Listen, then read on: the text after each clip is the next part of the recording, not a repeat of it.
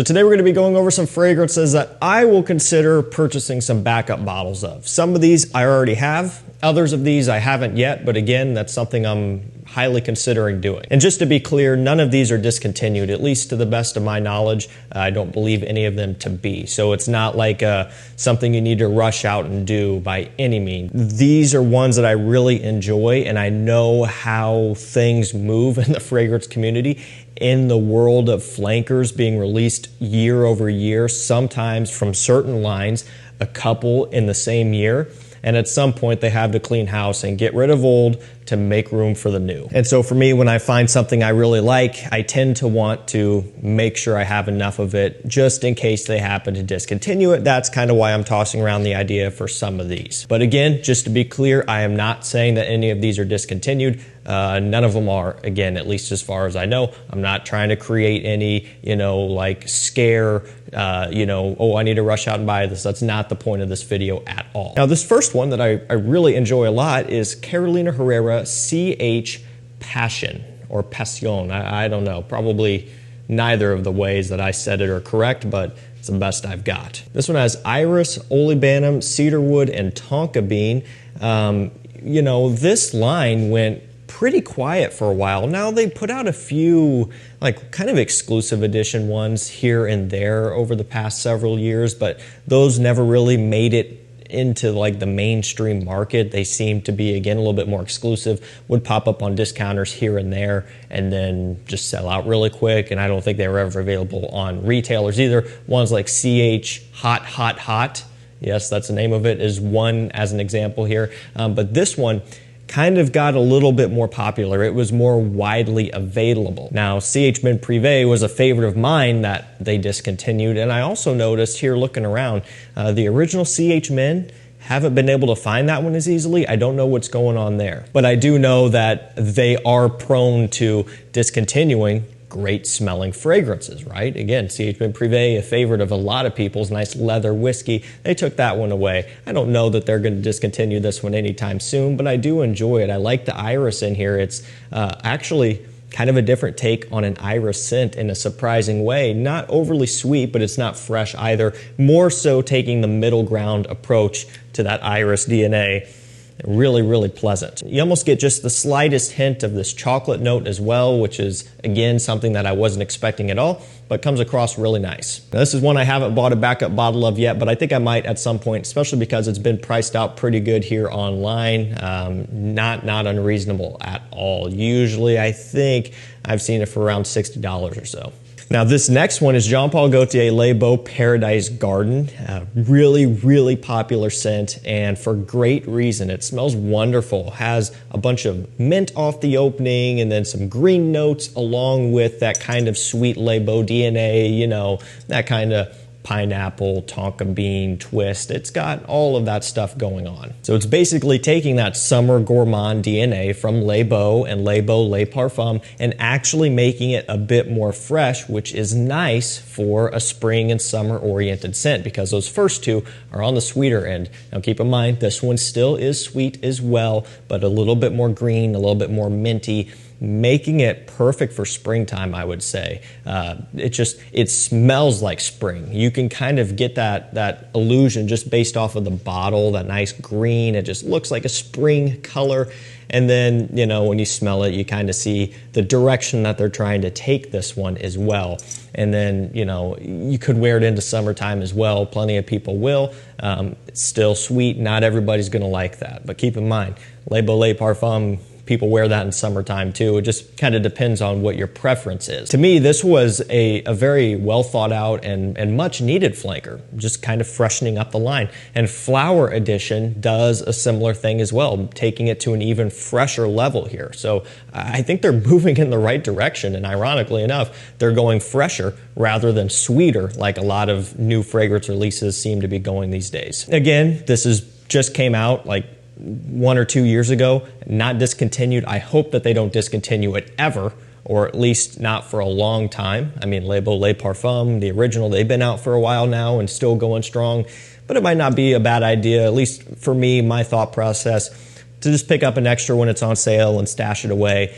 If nothing else, these are such good collector fragrances. I mean, when you take a look at the Le Mans lineup, all of the great releases over the years that have been discontinued, man, you know, you can buy a bottle and hold on to it, and you can get more out of it than what you paid for it when it does get discontinued. So it's not like you can really lose out by buying a backup bottle if it's something that you like. Now, this next one is Fahrenheit Le Parfum. Now, as far as I'm aware, they still make it, but I don't know. I have no way of confirming because I just don't have that intel. But it is in stock on pretty much all of the major discounters. It usually is. If it goes out of stock, it pops back in at some point in time.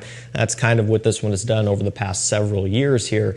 Usually going to be around $110 to $120 on average. This is a 75 ml Parfum, so a little bit pricier than your usual designer scent. Now, this is one that I already do have backup bottles of.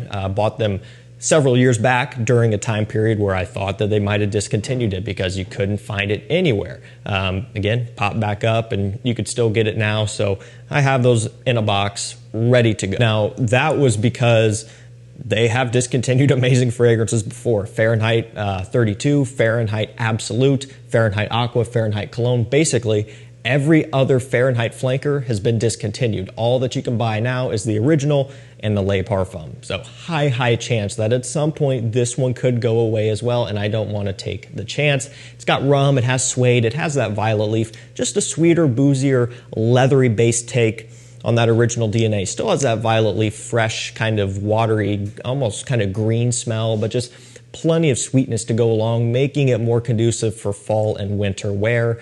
Great performance out of this as well. I love Fahrenheit Le Parfum. For me, it's a no-brainer to have an extra stashed away. This next one is Hugo Boss Bottled Absolu, yet another newer release here that, again, is in full production. You can get it at retail for $140.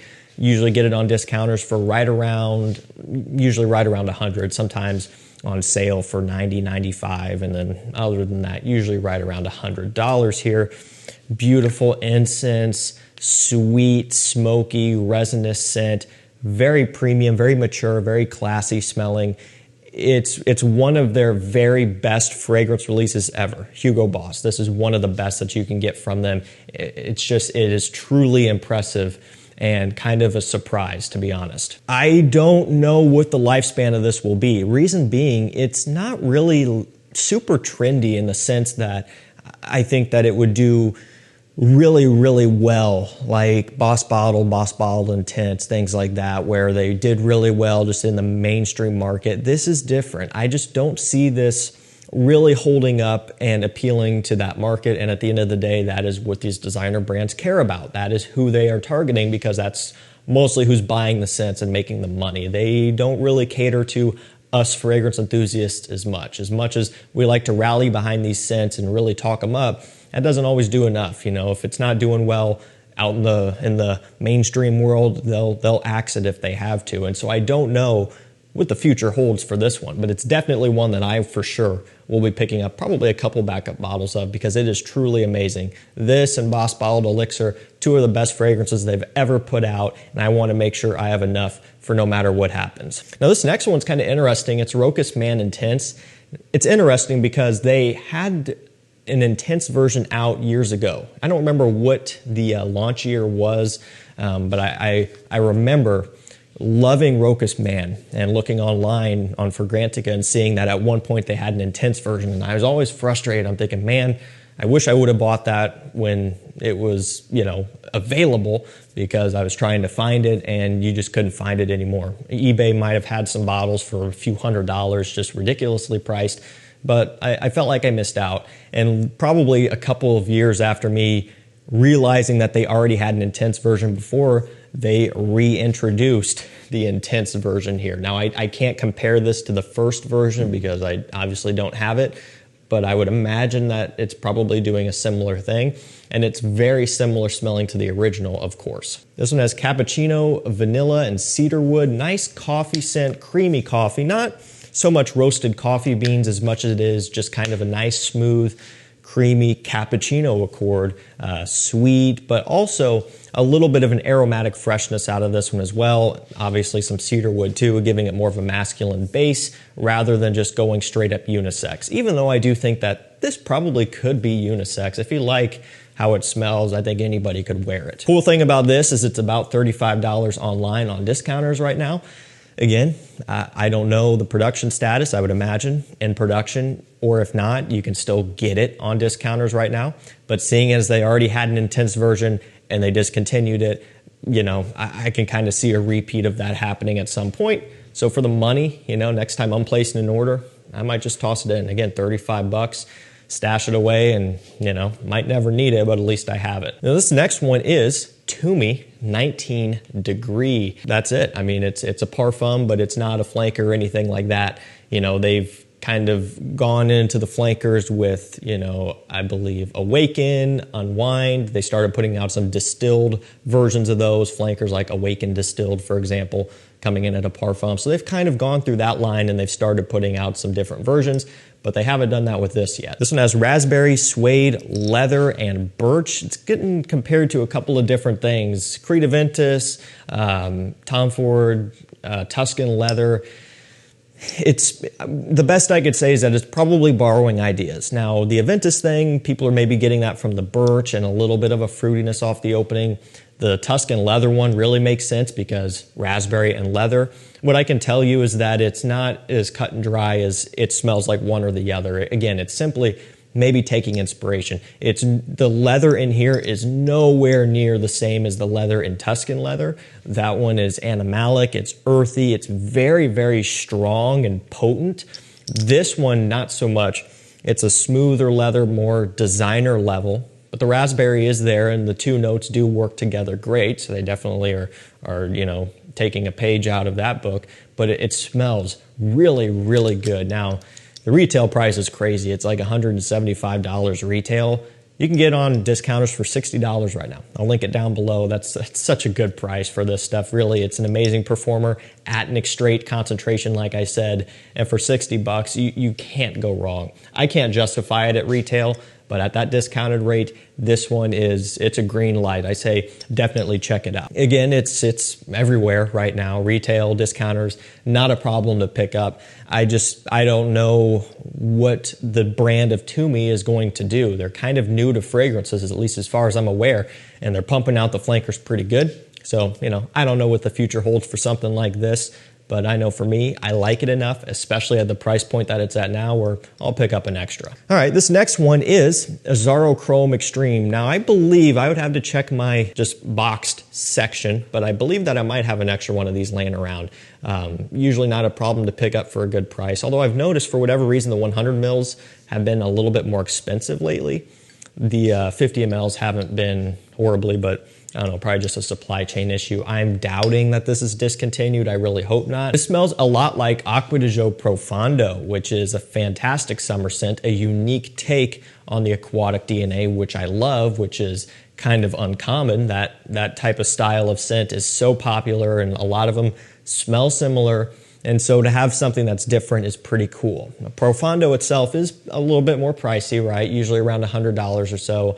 This one, a good price for it is usually around $35 to $40, basically coming in a little less than half the price. And it gets you very close to that Profondo smell, just at a fraction of the cost. And actually, if you compare this bottle to the first Profondo bottles, they look somewhat similar in color. Frosted kind of looking glass with similar colored blue. Don't know if that's intentional. It might be. Again, it's at a good price. It's a fantastic cheap summer scent that who knows what's going to happen because I've discontinued chrome fragrances before. You know, it's the life cycle. So at the price point, I'll pick up an extra to have around as well. All right, this next one is an exclusive edition, and typically, not always, but more often than not, designer brands putting out exclusive edition fragrances, they're limited runs. Okay, we've seen it a lot of times. Good example would be, and it's unfortunate, but the Dolce & Gabbana, the one exclusive editions, Royal Night, Luminous Night, and Mysterious Night, all gone. Can't get them anymore.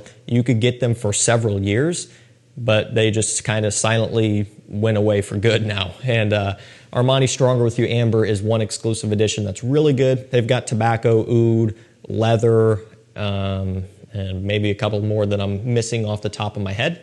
But this amber one is one that you can get right now pretty easily, and it's a nice amber-based scent. Just the slightest bit of an animalic amber in here. And then the lavender, going back into the tonka bean chestnut thing that Stronger With You is known for. It's a little bit more of a mature version of the standard Stronger With You lineup, which is nice. And even though it's an exclusive edition scent, it's not too extreme. Sometimes they can go a little bit too, kind of Middle Eastern smelling, or maybe even potentially niche smelling to the point where they're a little bit hard to pull off. That's not at all the case with this one. It is still very wearable for day to day. Just a nice little collector's piece here that I'm sure at some point will be hard to find, so I might pick up an extra to have. We're going to finish things off with John Varvatos Vintage. Well, we all know they discontinued all of the really, really good ones. Dark Rebel Rider, John Varvatos Artisan Black, John Varvatos Platinum, and a few others, right? Artisan Aqua as well.